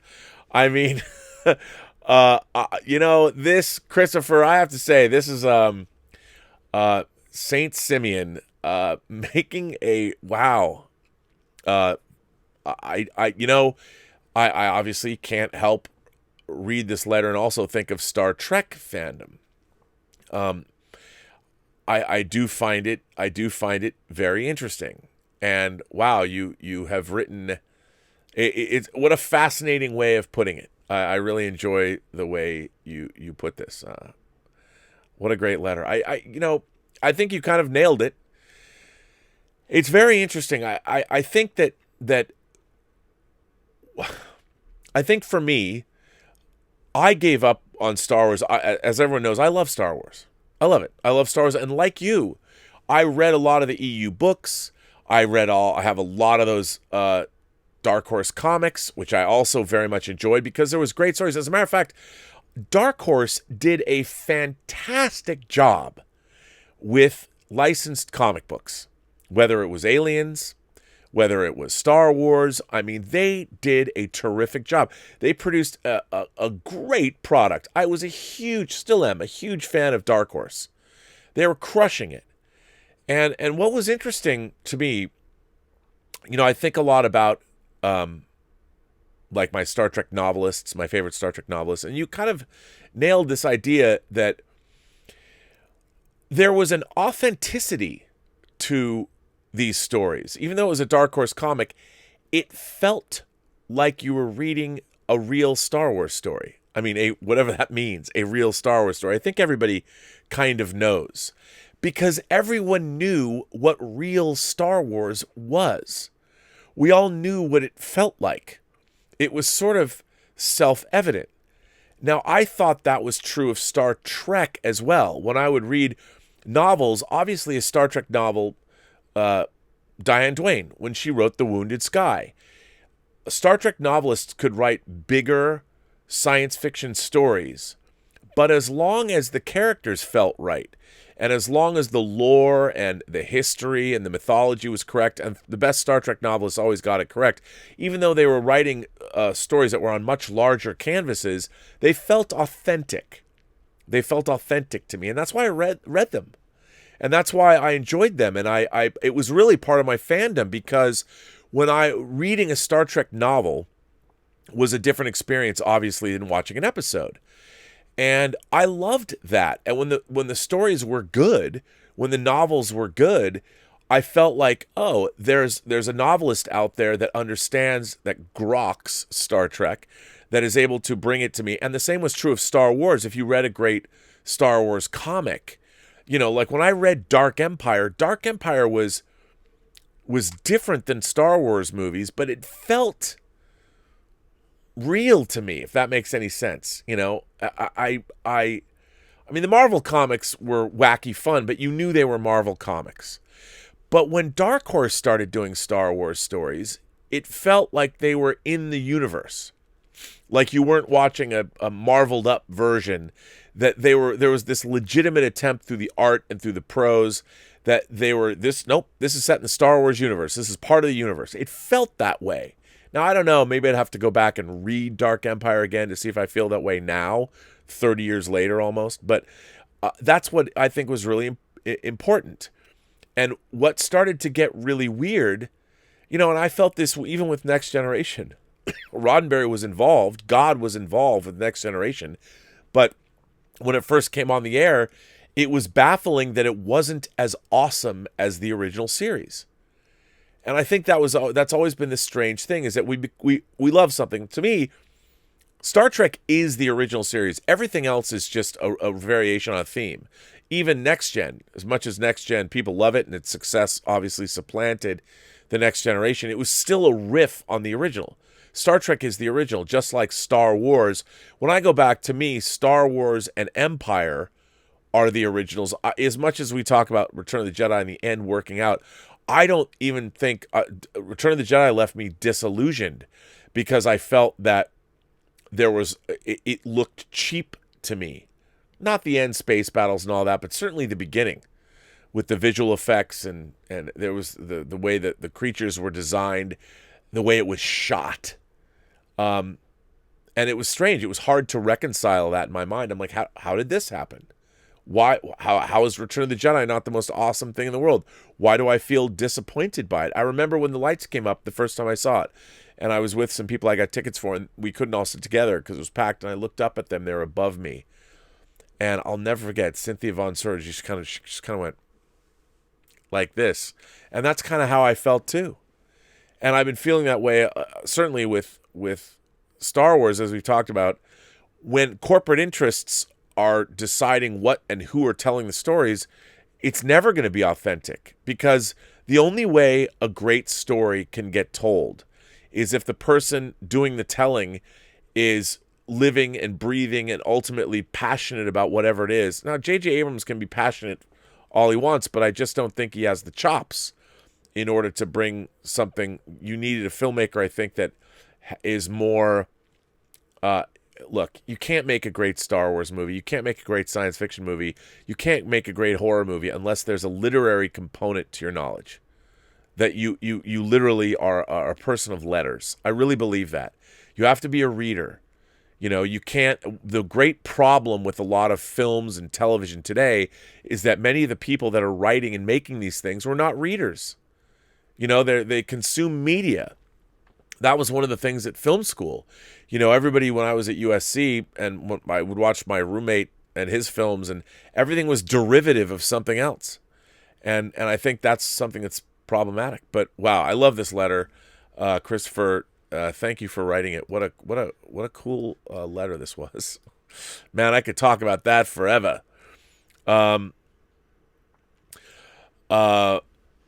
Jay Willis sends in a tip and says, Rob, have you seen Holocene Man, the sequel to Jerome Bixby's The Man from Earth? I have not. I have seen The Man from Earth, which I really like. I have it on Blu-ray. Any opinions? I quite liked it, especially the post-credit scene. I'll have to watch that. I haven't seen it. I definitely would like to see it. Yeah. Really good. Mark Evans sends in a couple of tips and says, I wrote a letter, but I hope it got lost. The depth of these letters, man. What a community you have. Seriously, lose my letter. Well, Mark, look, here's the thing. Just because someone else's letter is making these really interesting comparisons doesn't make your letter any better or any worse. Every letter is different.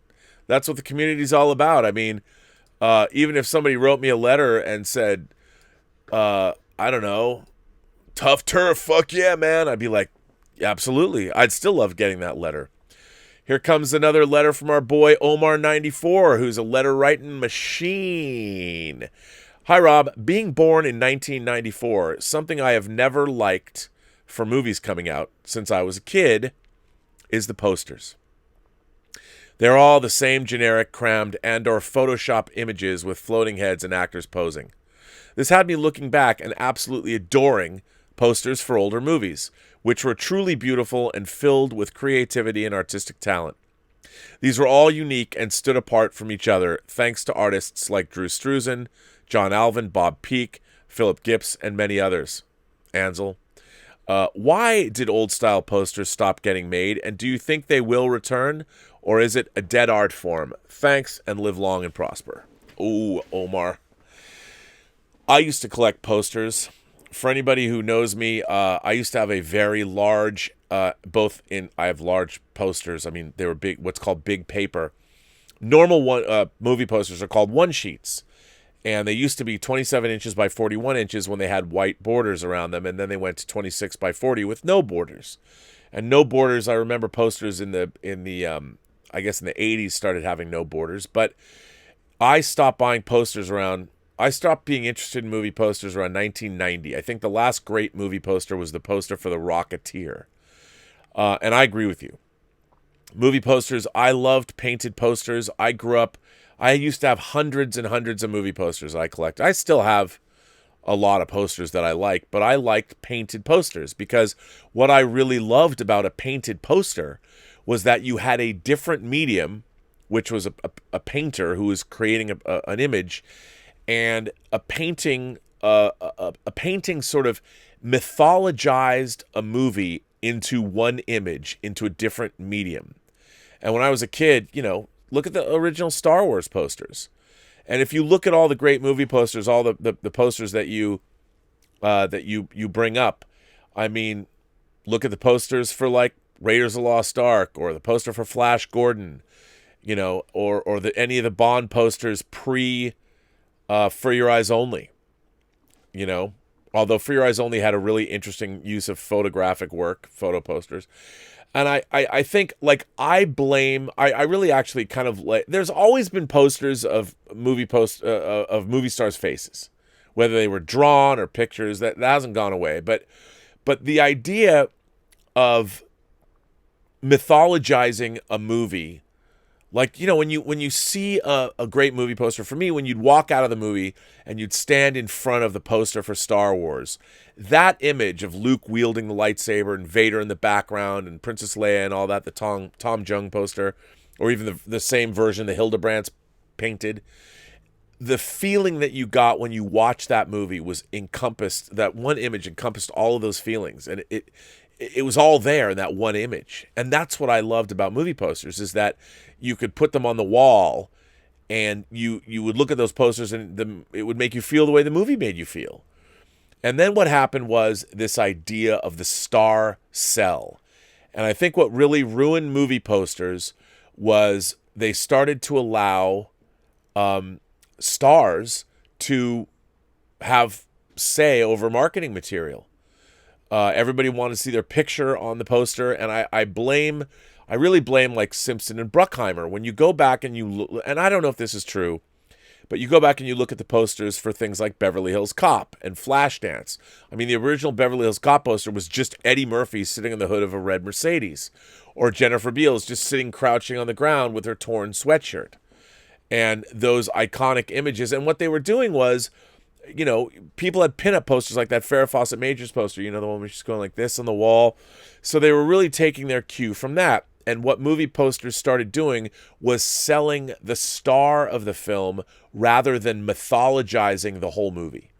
And that was a huge, huge demarcation point, and it's never recovered. And the problem now is, movie posters, that's gone, because now movie posters are barely needed anymore because all marketing is shifted online. And you see a movie poster at a theater, but it's more to say, like, look what movie is playing here. I think it's unfortunate what's happened to movie posters, because having somebody that I love artwork, and I loved seeing, I mean, you want to see something really sad? I'll tell you something really sad. Bob Peak, who's one of my favorite movie poster artists, he painted the poster for Star Trek: The Motion Picture.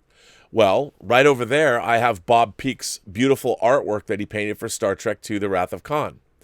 it was never used domestically. They used this horrible montage poster. And then he painted an incredible piece of artwork for Star Trek 3, also not used domestically. A terrible, terrible posters for Star Trek 2 domestically. But they were used in Europe and other places. Not until Star Trek 4, The Voyage Home, did we get another great poster back that he painted. But for some reason, movie posters, the artwork fell from grace. And I don't know. Greater men than I can probably explain it, or greater women than I. It has to do with marketing and all that, but I agree. The great movie poster has gone the way of the dodo bird.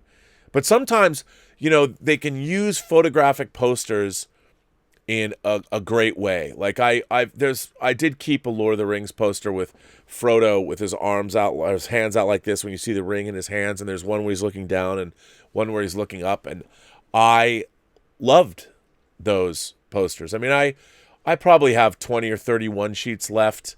And then I have a lot of big paper. I've got 3 sheets, which are 81 inches by 41 inches of like Alien and Gone with the Wind, Gone with the Wind, Godfather. And I actually have what's called a 6 sheet, which is 81 inches by 81 inches of A Clockwork Orange, an original Clockwork Orange poster. And that, when they made, those are huge posters for theater lobbies, and they're in 4 pieces. So what you do is you mount them on linen, and then you frame them. But I've still got, like in my bedroom, I have an original Dr. No 1 sheet from 1962 hanging up. And so I'm still a fan. I had a huge poster collection that I sold to a Hollywood previous company called The Third Floor. And if you ever go, for anybody who goes and works in Hollywood, if you go to the previous company, The Third Floor, look at all their big posters. They have my Mario Bava's Mask of the Demon, the original Italian 4-sheet. They have a pretty swell collection of posters, I must say. I'd love to get some of those back, but I have nowhere to put them. But anyway, they're at the 3rd floor, and anybody who's working there, which is most of the big movies that are being made in Hollywood, they can go and look at my poster collection.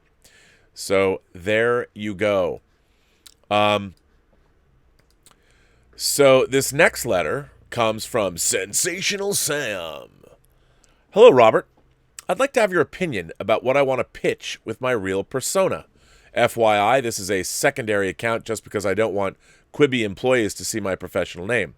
Quibi has had a very unsuccessful launch as far as excitement is concerned. Yeah, they got about 7%. They had I think 300,000 people signed up for Quibi, as opposed to the millions that signed up for Disney Plus. I mean, HBO Now had less. HBO Now the first day had 45,000 people sign up, so Quibi was better, but it's a different landscape. But I do feel like Quibi has potential if the content reflects it. The problem with Quibi is they've only made it available for phones. You can only look at it on your mobile phone.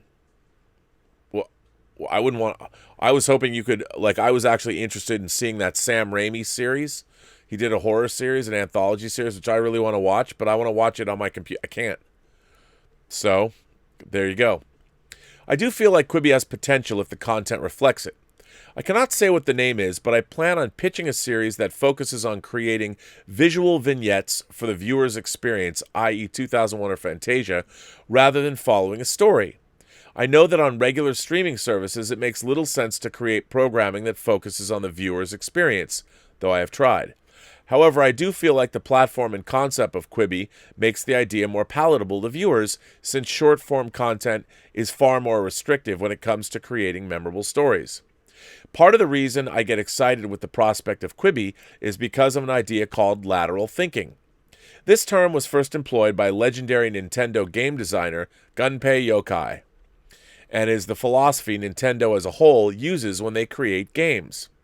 Basically, it means that you're better off using an old format in a unique or new, innovative way, rather than being cutting edge in a predictable way. Wow, I like that. Quibi's biggest problem is that their programming is far too predictable, and isn't really innovative if you know these streaming services. What gets me excited, though, is if Quibi takes the creative chances, they could become the most innovative streaming service, since they aren't focusing on creating long-form content. This makes it far more palatable to giving artists the platform to experiment and take chances on the cinematic art form, since the pieces aren't too long. And because Quibi really needs something to stand out, I think they will eventually take a path that's somewhat like this. Let's just say, historically speaking, Katzenberg doesn't like to fail. This idea of lateral thinking makes it possible to shift the focus on what a film needs to be and how it needs to behave. Instead of spending lots of money to get big-name stars and recreate the Hollywood experience in short chunks, you can create cheap or cheaper visual vignettes where the only thing that matters is creating memorable experiences that focus on giving the viewer a short creative trip. But that is where I wanted to ask you a couple of questions. Is it silly to try and pitch an unorthodox idea to any streaming service, even one without much excitement and poised to fail? And if it is, do you think Jeffrey Katzenberg would embrace the idea of lateral thinking for filmmaking in the same way Nintendo does with video games? Thanks. Again, man, you people are crushing it today. Crushing it today. Sensational Sam, what an interesting question. Look, here's the thing. I think you're absolutely right about what they're doing. They have taken traditional programming and they've tried to apply they're taking, narrative programming and they're trying to apply it into the short form rather than create new innovative short form programming that'll work with their medium. I mean, all they're doing is the same. We're getting YouTube shows, we're getting MTV, you're getting Punk'd, or you're getting a story like what's the survival story, the Sansa Stark in the snow again. It's not new. Quibi is doing nothing different from anybody else. It's just they're presenting it in 10-minute or less chunks, which, as many people have reported, is just annoying. And you can only watch it on your phone. I mean, I think the idea of embracing what you were saying, I love this idea. Lateral thinking. I love this. It means that you're better off using an old format in a unique, new, or innovative way. See, I guess you could say that Quibi is doing that in that they're using an old format but putting it in a unique, which is like a phone, although I don't think that's the case. I think what you're talking about is interesting. Again, you'd have to get in there and to pitch. I mean, they're going after A-list talent. They're spending a lot of money. I don't know if you could get in there to pitch. It's hard for me to say if you could, but maybe. I would say definitely go in there and pitch things that we haven't seen. I would have thought we would have seen a lot more art stuff on the platform than we are, just like you're describing. I remember 15 years ago, there's an animated thing that I used to watch that my ex-wife loved called Strindberg and Helium, August Strindberg and this balloon. Helium! I mean, I don't know what the story behind it. It's on the internet. And I would watch these shorts. I just thought the whole thing was bizarre and hilarious. I love that. What Quibi needs is it needs to become a repository of not just what they're doing now, but what you're talking about. Completely off-the-wall, innovative programming that people can get excited for. I mean, you know what's really interesting? You think about what drives the internet, Quibi being 10 minutes or less. You'd think that Quibi would start going after, the ultimate cat videos. How do you do that? How do you take an old form, like you said, lateral thinking, and in a unique and innovative way, the things that built the internet and make them unique and innovative. How do you do that? I don't necessarily know. I haven't really thought about doing that, but that's what I think Quibi needs to go after, because basically what they're doing is they're giving you regular programming broken up into bite-sized chunks that you can only watch on your phone. To me, that's just that there's so many strikes against you right there. I want to be able to watch it on a big screen. I want to access a lot of the YouTube clips I watch are less than 10 minutes. I like watching them on my big screen. And they've completely not made that available. That I'm sure is going to come, because that's one of the biggest criticisms of the format. But I think you should absolutely go in there and pitch. By the way, no one ever got successful not pitching. So I would say go, go, go. Go forth, sir, and make it happen. Flashdance. Take your passion and make it happen. This next letter comes from Esteban Ramos. I love that. Greetings from Germany. Esteban. I love the name Esteban ever since the original Star Trek, the original series. Esteban is such a great name. I love that name. Anyway, hello, Rob. Greetings from Germany. I appreciate all the hard work you put in on your live shows. Before I even discuss my love for film, I loved all kinds of movies, never recognizing it as an art form. I used to tell my friends I hated musicals. I thought black and white flicks were tacky and old. As a 13-year-old, to me, newer movies were better. Through time, my opinion has changed. I appreciate films from Sidney Lumet's 12 Angry Men to Parasite. My love for physical media began after watching Chris Stuckman's complete Blu-ray collection. Star Wars has been a part of my life since I was 5. Playing Shadows of the Empire for the Nintendo 64. Oh my God, was that game great. Here's a story for you. I was 15 and so excited to see Revenge of the Sith. After the film, I was frustrated, angry, and my parents saw my face, knowing that I disliked the movie. Suddenly, I stopped believing in Yoda and the world that George Lucas masterfully created. Before I even became aware of Star Wars, I used to watch Star Trek The Next Generation. Loved the show. I can't discuss my opinion on Star Trek Picard due to not having a subscription to Amazon Prime. In any case, I know how it feels when something you love is a mess. Analyzing the rise of Skywalker and what the fans wanted, in my humble opinion, fans shouldn't be involved in the filmmaking process. No, they should not. We, as imagination connoisseurs, have to experience the movie and accept what the vision of the director is. My question to you go as follows. What is the yellow-like Lego box you have? What is the yellow-like Lego box you have? Are the changes to the original trilogy on the Skywalker Saga box set better? Oh, right now I'm working on my Star Wars book I'm currently writing. It is called Star Wars Fallen Masters. This is the beginning. A cloaked being, I think he meant to say cloaked. A cloaked being walks on the outskirts of Tatooine. He arrives at Ventress's grave using power never seen before. He resurrects Ventress from her grave. Suddenly, Ventress's hand comes out of the rough sand and rises. She asks in a weak voice, "Who are you?" The cloaked being's response, "I am Darth Urku. Let me know your opinion." Sounds good to me. Stay safe, and wish you all the best. You know what? To tell you the truth, I have not cracked open. I mean, I've opened it, but I haven't even taken this box inside and watched anything on it. So I cannot tell you. I was waiting for the weekend because I have so much. It's going to be my delicious gift to myself when I finish all the special features for The Hills Run Red, which are due immediately, and I've got just a few more days left. I've delivered already. Like an hour and 10 minutes of material, and I've got more to go. I've got another hour and a half to go, so I'm in the midst of that. The yellow-like Lego box. I don't know what you mean by that. What is the yellow-like Lego box you have? Is that something around? Oh, are you talking about that? I don't know. I don't know which box you mean. It's kind of yellow. I'm just going to assume that might be it. Maybe it is.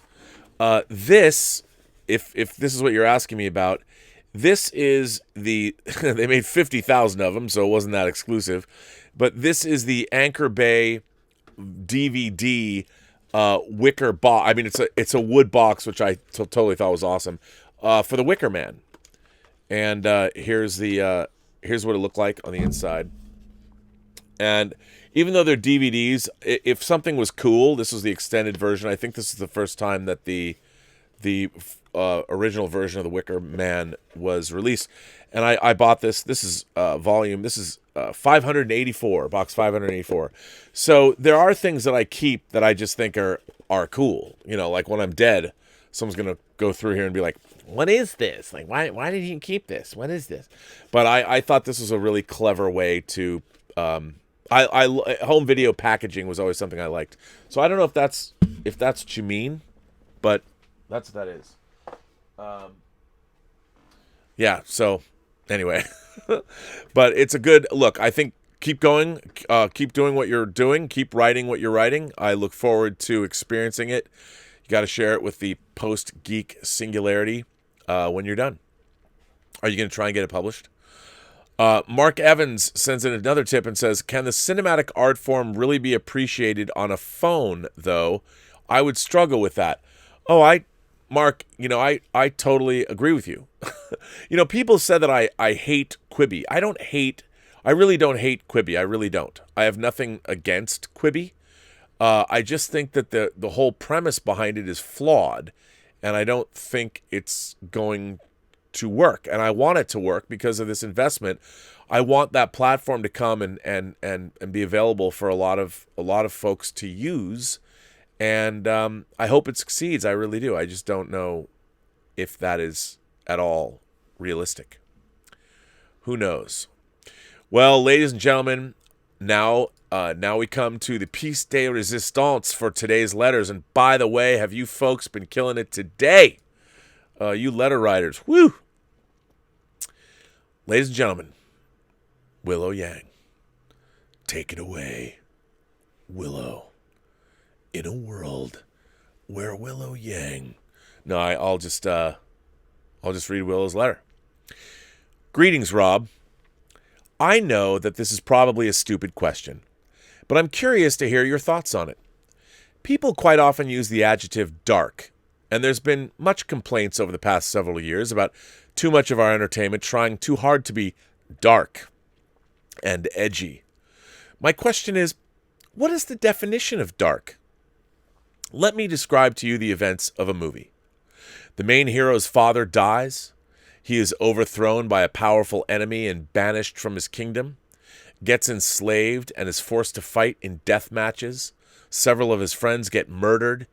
He gets his eye ripped out in battle, and in the end, his entire kingdom is obliterated in an apocalyptic blaze, likely resulting in the deaths of numerous civilians.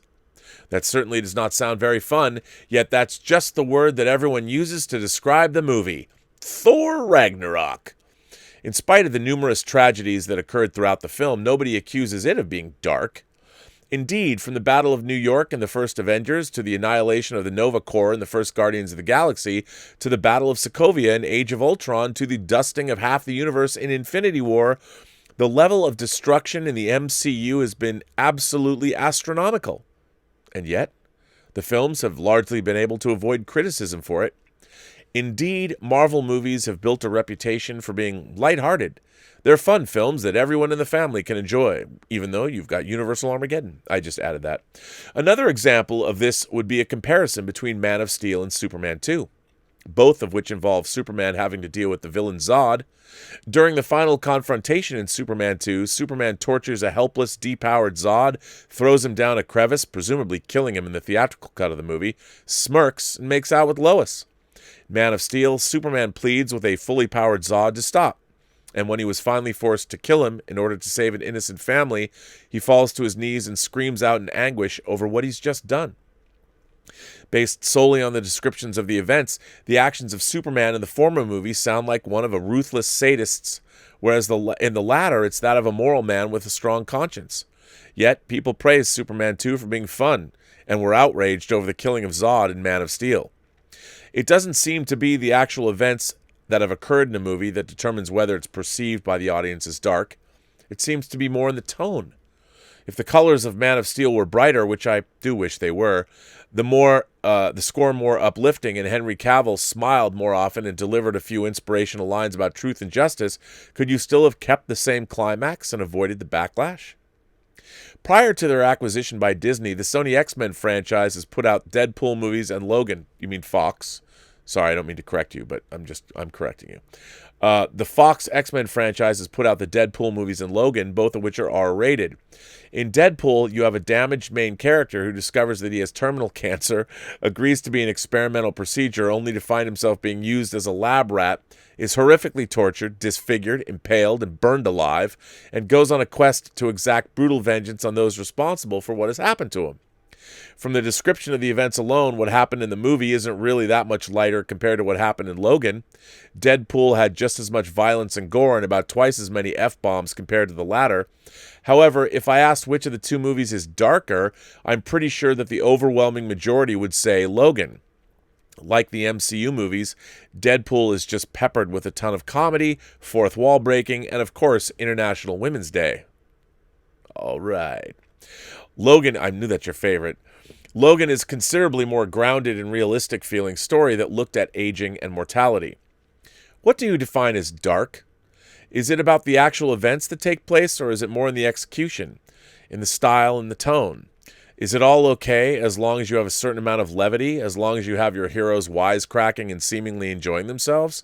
And herein lies a bit of a paradox, because to use your favorite term of verisimilitude, logically it would feel odd for heroes to be cracking jokes and smiling while buildings are collapsing and people are dying all around them. I mean, could Aquaman have waited until after the battle was over to make out with Mera?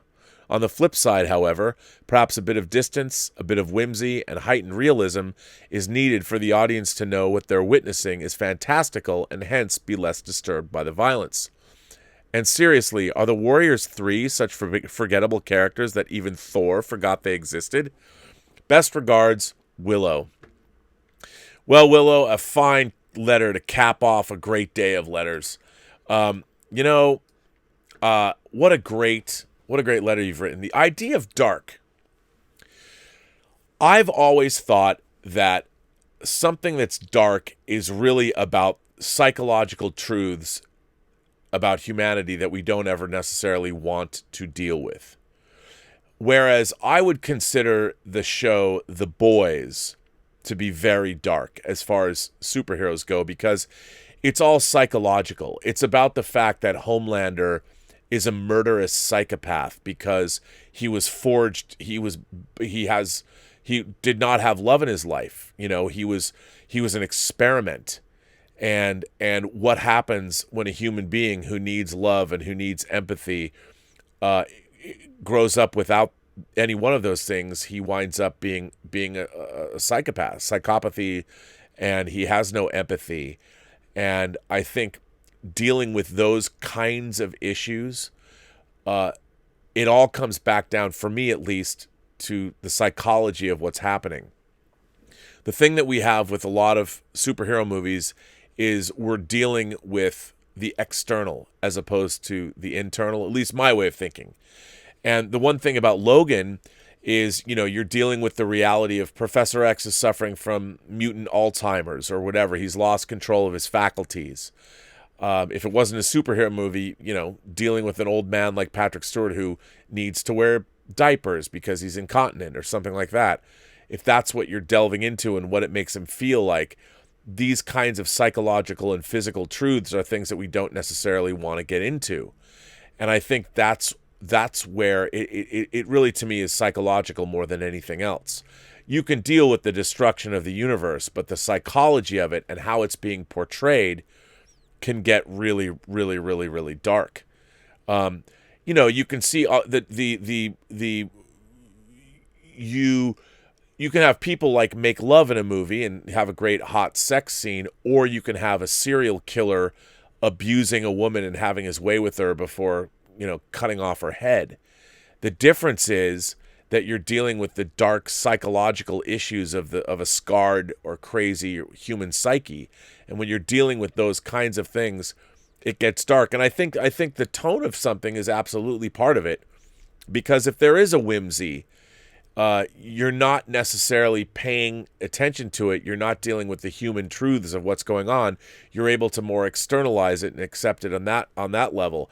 I do think that part of the reason of that Man of Steel, people have never had to deal with the kind of realistic. I mean, one of the things I like about Man of Steel so much, and I've always looked at it more as a science fiction first contact story, but the actual reality of beings as powerful as Zod and Superman and what the results of their powers would be if they were fighting a battle in the middle of an American metropolis, it wouldn't be pretty. Thousands of people would die. And I think you're dealing with that reality in Batman v Superman and Man of Steel, and I think a lot of people didn't want to deal with that. And the idea that, look, everyone wants to say, oh, no, Superman doesn't kill. Well, I've always just assumed in my mind that, yeah, we're only seeing a certain vision of a Superman story, but there was no alternative. I've never understood that criticism of Man of Steel. Like, Superman would never let innocent bystanders get hurt. Like, well, in the reality of what he's facing, he doesn't have a choice. He's in the middle of a battle for his life against an extinction event.